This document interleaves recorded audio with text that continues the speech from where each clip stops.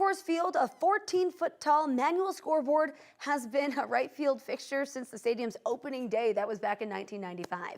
It's one of just 4 manual scoreboards in the Major League. 9 News photojournalist Jeff Dressel takes us inside the field to show us how it all works. It's been here since the stadium got built. It's one of the oldest, one of a handful of stadiums that still does this, right? There's only 5, I think, in the nation that still have a manual scoreboard.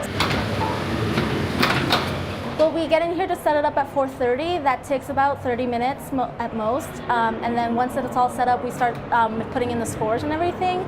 And so just right away, we're updating. As soon as the teams are in, we're in updating scores. So National League is all the way at the end, Interleague in the middle, and American League right here, and then it just goes by time slot. Whoever plays first in National gets the very first spot over there, and then whoever plays last in American gets right here at the very corner.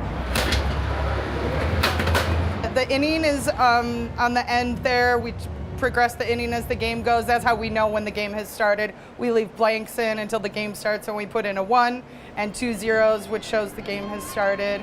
And then the white numbers are the pitchers, and we just progress those as they're changed throughout the game. And then at the end of the game, you put in the winning and losing pitcher and the final, and the F in for the final. I've never taken the temperature, but I'm assuming 92, 98, you know, up higher 90s. It gets really hot, especially down here where the swamp cooler's all the way down there, yeah. We have 2 televisions that are doing live games. Sometimes it's 6 games at a time.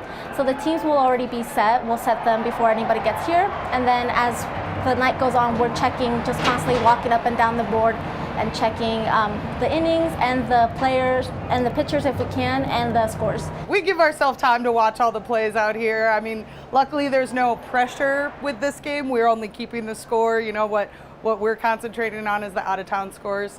But yeah, we definitely like to watch the Rockies and are big fans. When we get home runs, we like to hit it and make noise back here. You know, we like to cheer them on. So it's a unique perspective for sure. I think that the players still check it out. They don't have their phones. They want to see what everybody else in the league is doing while they're playing.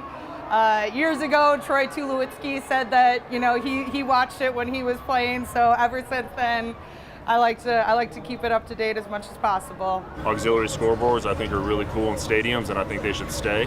And yeah, I'll sit in the dugout and I'll see if my buddy Dave Peterson was pitching. I might check and see how he's doing out there. The Dodgers hit the board 9 times in a row.